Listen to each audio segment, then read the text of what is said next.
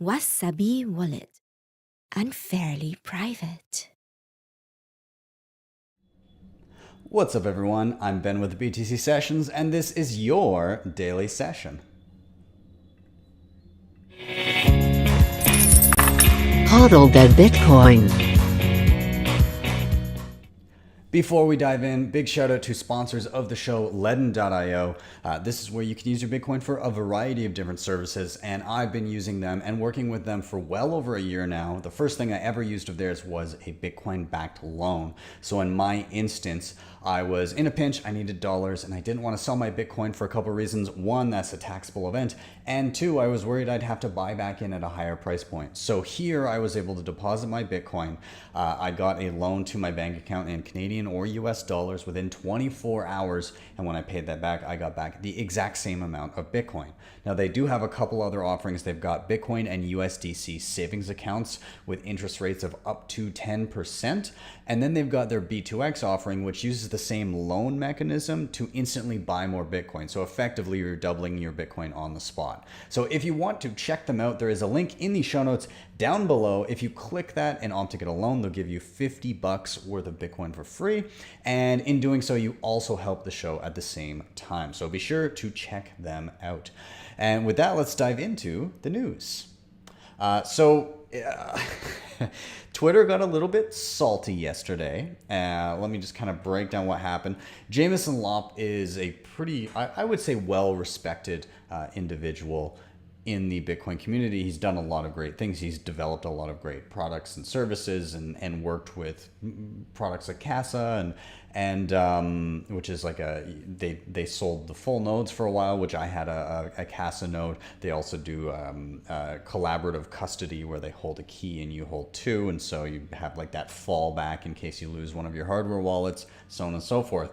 Now, Jameson Lopp has previously also been a critic of the ICO craze and Ethereum, things like that. And so what kind of left a bad taste in people's mouth was the other day he tweeted out this: not an equity offering, not yo mama's ICO, a guaranteed share of cash flow. And then this website here, token.inx.co, which ended up being an IPO. So not an ICO, an IPO. This is an initial public offering for an actual company, which is INX Limited.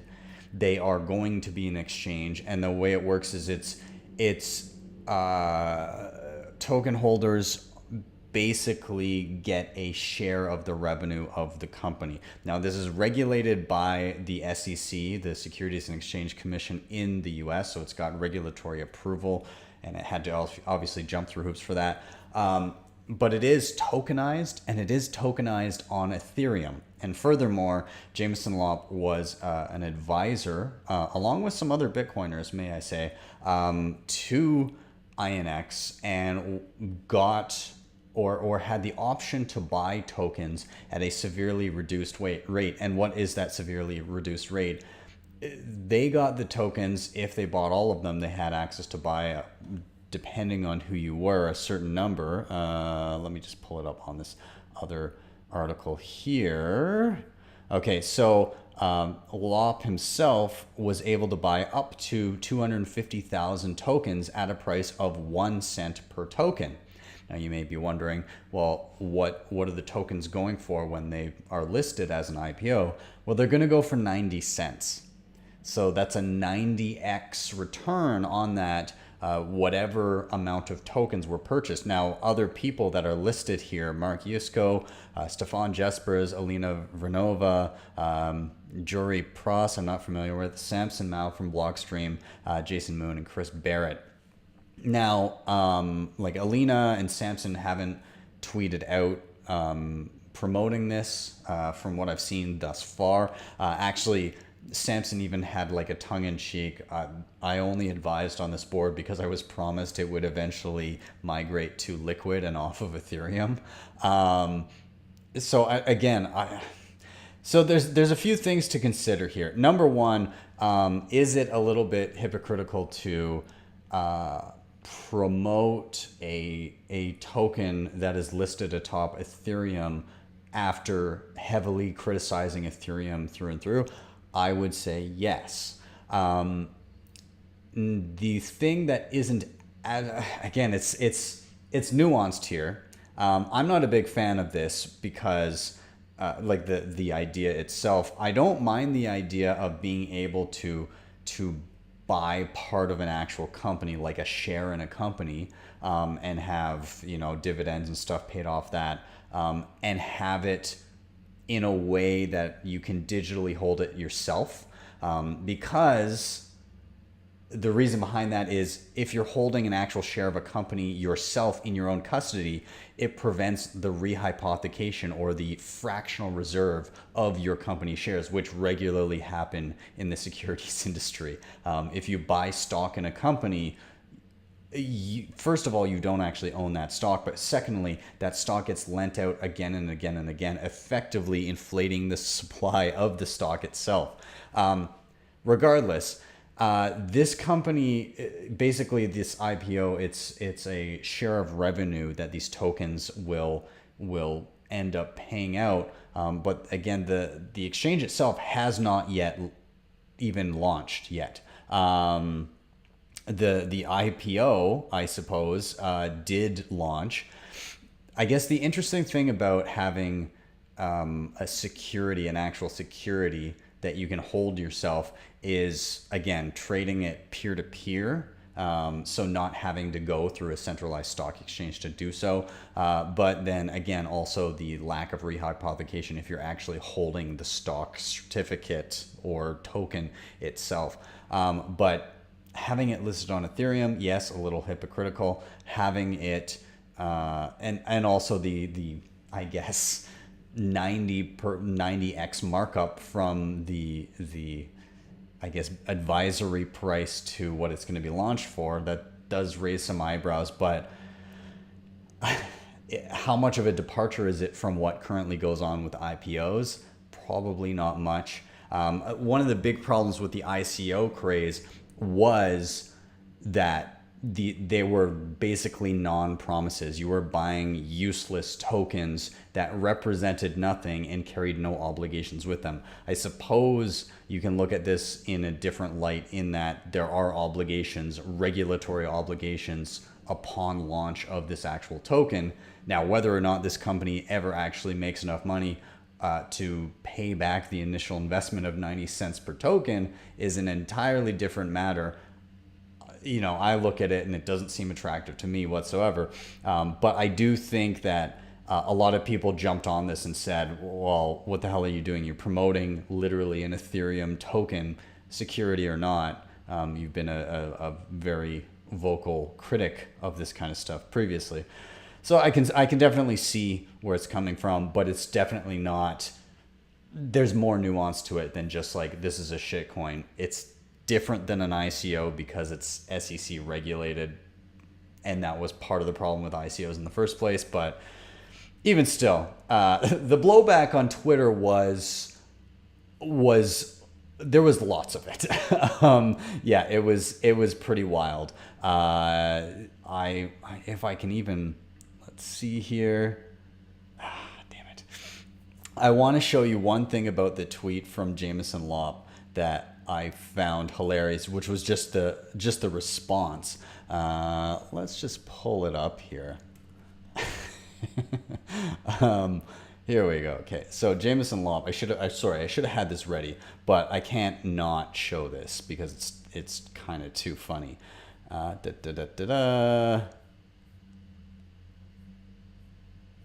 There we go. Okay. Bitcoiners have been doing this a fair amount lately. Oh, there we go. Okay. Was the what the fuck train of GIFs. And this one just goes on. Somebody said, this has got to be the longest what the fuck GIF train I've ever seen. There's like 20 something in a row of people that have just replied with the WTF thing. And there's even more down below. It's just, it's, it's endless. It's hilarious. Somebody even on one of them like superimposed Jameson Lopp's face onto it like a deep fake. Anyways, I thought it was funny. Yeah, I'm not interested in the project whatsoever. And I do find it a tad hypocritical, given it's an ERC20 token after all of the criticism of Ethereum, the base layer itself. So that's kind of where I stand. It's kind of like a ugh, nah, from me. Okay, moving on. Fidelity's chief strategist starts a Bitcoin index fund. I'm going to read a little bit from this CoinDesk article here. Wise Origin Bitcoin Index Fund has a $100,000 minimum buy-in and a high-ranking executive officer to boot. Peter Lubber, head of strategy and planning for increasingly crypto-friendly investment giant Fidelity.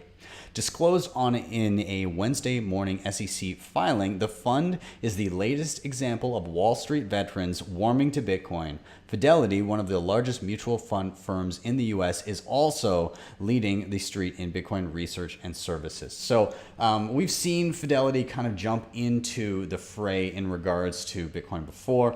We've seen increased interest from institutional investors like Paul Tudor Jones. We saw MicroStrategy take 50% of all of their liquid cash and dump it into Bitcoin. We saw the other day with Snappa, a Canadian firm, where they're putting a bunch of their liquid assets into Bitcoin rather than holding cash. We saw another, I believe it's called Tahini's, another Canadian restaurant chain that was cash heavy, decided to hold Bitcoin. We're starting to see a lot more of this stuff, and we're starting to see institutionalization and funds. We saw 3IQ launch in Canada as well. A lot of Canadian stuff happening in and around that, where they're offering it in a TFSA, a tax-free savings account, which I believe is the equivalent to an IRA in the States. But yeah, we're seeing a lot of these companies and funds and things pop up that would have been unheard of even like 3, 4, 5 years ago. And it's kind of, it seems to happen in waves. There'll be just silence for a while and not too much of a peep, and then all of a sudden, boom, boom, boom, a whole bunch of news will happen off the bat. And I expect to see more of this. Again, more funds, more options, more index funds, more ways to give traditional investors that maybe don't want to hold their own Bitcoin access to the price volatility of it. I think we'll definitely see more. Now, again, I'm more of a self-custody kind of person, and I think it's very important that new Bitcoiners come into it that way. However, if you've got somebody who's been stuck in their ways for decades and doing something through the traditional banking system and holding stocks, and some people just aren't going to want to take those steps to self-custody, and that's unfortunate, but at least there will be some products for them to gain access to or gain exposure to Bitcoin in the coming years. So, I guess anything here is positive. And the other thing about it, people worry about rehypothecation, again, the fractional reserve of Bitcoin. That will happen. It likely already is through many different exchanges. However, when it comes to Bitcoin, there is no lender of last resort. There is no bailout, and there's a finite supply. And so when you get institutions that opt to fractional reserve, and I guarantee it's already happening, and I guarantee it will happen in a much larger magnitude over the coming years. However, those institutions and the people that use them have true risk associated with doing such, because in an instance where you have X amount of Bitcoin and you fractional reserved it and somebody defaults on getting you that Bitcoin, if you try to buy that back, you're going to up the price, and it's going to cost you a lot more if you can even reattain that Bitcoin. And I'm talking from the institution's point of view. So stuff like this, there will be a great equalizer. There will be kind of that hammer that comes down where you can't escape it if you screw this up. So keep that in mind. If you're dealing with stuff like this, limit your exposure to it, or self-custody. Okay, those are kind of your options. Let's move on. This article out of CoinDesk, DeFi is just like the ICO boom and regulators are circling. If you're unfamiliar, DeFi is this term, decentralized finance, and it's referring to a lot of crap that's happening atop Ethereum right now. So last time the ICO boom was essentially IPOs, but with, as we alluded to in the first story, IPOs with no guarantees, no oversight. You're basically buying tokens for nothing, but it seems like you're buying part of a company. However, in that case, the company could have been successful while the ICO there was no demand for, and a lot of times we saw that play out.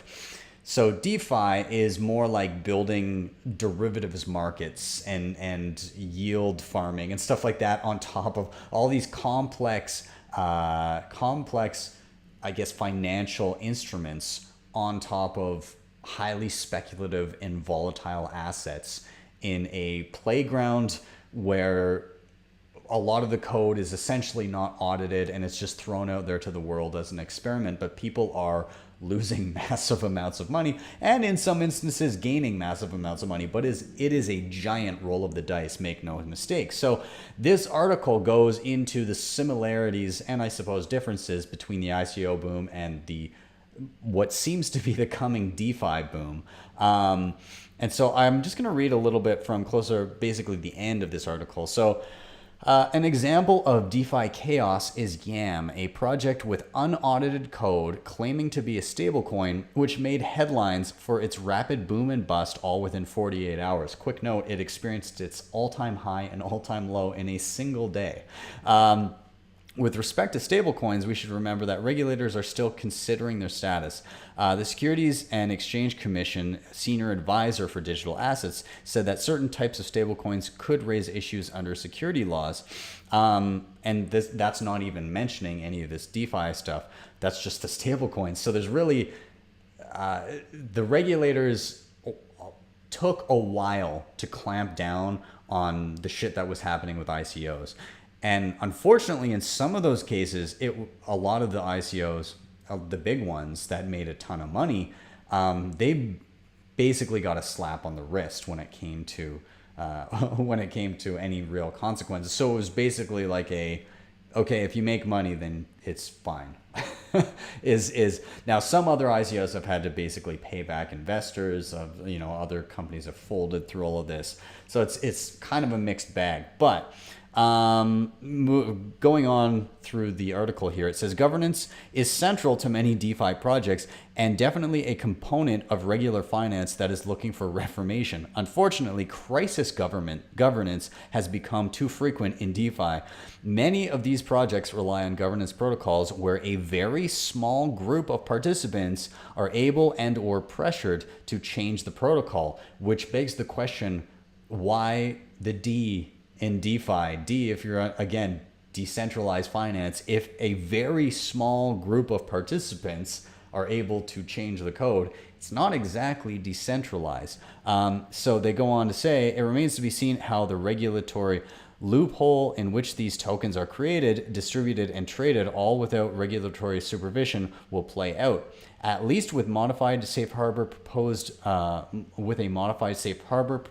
Commissioner Hester Pierce, in which which we commented on earlier this year, the SEC would have some oversight. For the moment, tokens in the DeFi in decentralized finance are appearing daily, and the explosion of tokens is leading to a distortion of purpose, and investors are getting burned as projects implode. Yeah, I'm not really down with the whole DeFi thing. Again, I like the idea of people being able to make their own financial decisions outside of the realm of somebody saying you're not allowed to do that. I just think that in some instances, people can make really stupid decisions, as we're seeing here, as we will continue to see. And let's be honest, the regulators are going to regulate. That's just kind of what they do, especially when there's a small group of individuals that can actually control these things. They are the targets to then be clamped down upon, which means that the protocols can then be adjusted, changed, shut down. there are central points of failure with these supposed decentralized finance applications. So just keep that in mind.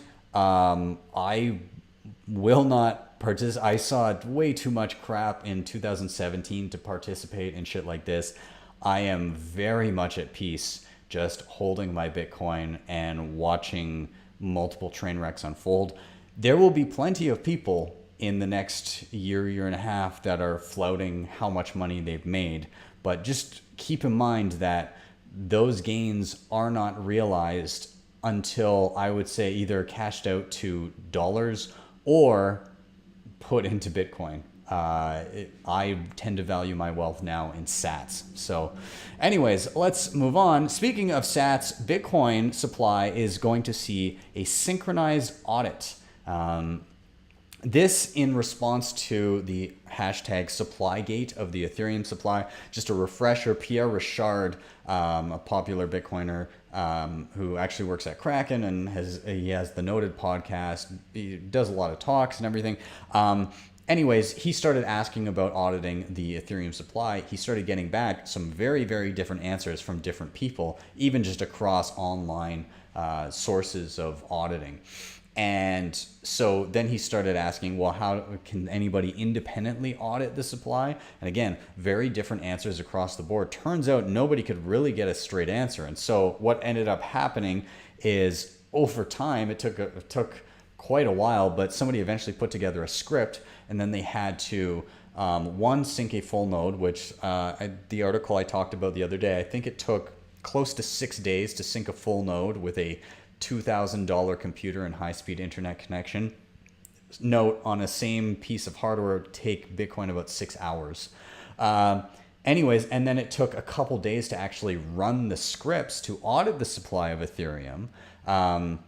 So they did get a number there, but how many people have actually utilized that method, and they need to duplicate it with different scripts as well to see that they get the same numbers back. Whereas Bitcoin running that script to check the supply, I did it myself, it can take anywhere between 20 seconds and 5 minutes. That's it. So I have audited the supply of Bitcoin myself just the other day.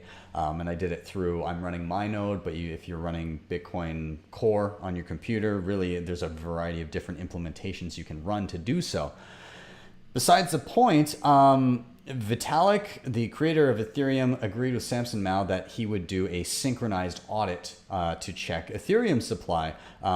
Theirs is still not set, but Bitcoin is going to undergo the largest synchronized supply audit on September 23rd. So earlier today, Jameson Lopp explained that multiple Bitcoin full nodes will be auditing the total supply on September 23rd once block 650,000 is reached. He further added that he anticipates this to be the largest synchronized audit of the Bitcoin monetary supply that has ever been undertaken. Bitcoin users will #run the numbers at block 650,000 on September 23rd. Ethereum users can pick a block or time, ideally close to that. I expect this will be the largest synchronized audit of the Bitcoin monetary supply from all types of nodes around the world. Yeah, I will definitely partake in that. I look forward to auditing the supply for block 650,000. If you're running a node, join in. Let's run the numbers and make sure we're all on the same page here. Moving on, quick one here. Canadian exchange Shakepay gets cold wallet insurance to protect customer funds. So a little bit here. They partner with Cypherblade to audit themselves, their banking, and their third-party custodian for a full proof of reserves. I wish we would see more of this across the industry, and kudos to Shakepay for setting this precedent. I don't think I've seen this out of anybody else yet. What's going on, guys?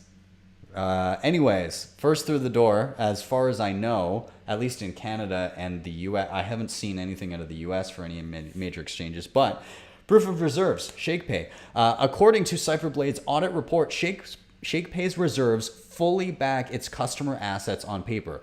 There was a 100% match between transaction data found in back-end systems and amounts credited to user accounts accordingly relative to actual transaction amounts observed on the Bitcoin and Ethereum blockchains. and bank account records for fiat transactions in all transactions observed, the report said. Cypherblade worked with Shakepay's custodian and financial institutions to verify these figures. Shakepay's new insurance covers all funds held in cold storage, meaning it covers physical theft of the media where the private keys are held. So again, kudos to them. Again, everybody should be doing this. Every single custodian out there should be doing this. If you're using a custodian that's not doing it, you should ask them why they're not doing it. Because again, I hope this becomes the norm. I think, as we alluded to in previous stories here, I think it will start to become the norm. And entities that have custody in any way, shape, or form are going to have to start being a little bit more, I guess, forthcoming with how they're handling user funds. Because if there is fractional reserve going on, it's only going to take a handful more insolvencies, especially in the greater financial, as it starts to become a little bit more mainstream and you have larger financial institutions diving in. With no lender of last resort, people will want to know that their money is there, especially when they realize that, certain insurance doesn't apply if you can't create more money. And again, Canada's had a bad run. We had Quadriga CX go down. We saw Einstein go down. CoinSquare, there were issues with spoofing trades to pump up their volume. So it's been a pretty shit showing out of Canada. Thank God for Shakepay doing a full audit. Also, Shakepay does not really hold customer funds for very long. People tend to just take them off the exchange. That's whenever I use Shakepay, it's the same deal. I'll buy and then I'll send it out. You have Bull Bitcoin in Canada where they don't have custody whatsoever. The moment you buy, you have to provide an address in order to actually exchange your dollars from dollars to Bitcoin. It will be sent immediately to your wallet. So they never hold the Bitcoin for you. So I hope we see more of this, but kudos to Shakepay. By the way, if you're in Canada and you want to check out Shakepay, there's a link somewhere in the show notes where you can actually try them out. I've had a wonderful experience using them in the past, and yeah, I guess this just kind of tacks on to the reason why they continue to do well. One last thing here, there was a major upgrade to LND, which enables bigger Lightning channels. So if you weren't familiar, there was a limit on the size of Lightning Network channels in LND itself, basically one of the first implementations of Lightning Network. Now, some other implementations have removed that limit fully, but LND was kind of being safe. They didn't want to move fast and break things. They wanted to make sure they were prudent when it came to security of funds. And so they finally, a couple years after launch, have said, hey, time is right, we're going to remove that limit. So I'll read a little bit here from the Bitcoin Times. Upgrade opens up new possibilities for Lightning. On August 20th, former Google manager and Lightning Labs developer Brian Vu confirmed the launch of LND 0.11 beta. The update removes the existing 0.1677 Bitcoin constraints on Lightning channels, allowing LND users to operate bigger channels dubbed Wumbo channels. Vu explained the upgrade's background in a blog post. To keep your funds safe, Lightning channel sizes were limited to a maximum of 0.1677 Bitcoin. After 2 years of hard work and extensive testing from the community, we have reached a point where we feel comfortable removing these constraints for those who want larger channels. With this release of LND version 0.11 beta, we now support Wumbo channels over the size of the 0.1677 Bitcoin limit. Vu noted that the Lightning Network had grown significantly since 2018. The continuous tests of the network and increasing adoption of LND led the team to enable Wumbo channels, taking a major step. The lifting of payment limits will make Lightning Network more flexible and efficient for users and businesses. So again, big step. Lightning is growing, and it's exciting to see this kind of vote of confidence from basically the earliest guys in the game saying, You know, this stuff is starting to become safe. You know, it's still like a beta release, but it's becoming safer and safer, and people are trusting it more. That's not saying things can't go wrong, but it is being hardened over time, and I'm happy to see that. Anyways, with that, guys, I'm gonna wrap up. Thank you so much for watching and or listening. If you're here on YouTube, do remember to hit like, subscribe, and share. Those are all super important, and they really, really do help. So do go ahead and do any and all of those. If you want to help me in another way, you can check out the sponsor, LEDN, in the show notes down below and claim your $50 worth of free Bitcoin if you opt to use their services. And besides that, you can always check me out on the podcast. I'm audio only on Spotify, Apple Podcasts, Google, basically wherever you can find podcasts. Go check me out if you're more of an audiophile and you want to listen to me on the go. And if you really liked what you saw, you can always drop me a Lightning Network tip at my tippin.me page. That is tippin.me/@BTC sessions. With that, I am out. Thank you guys so much again, and I will see you next time for your daily session.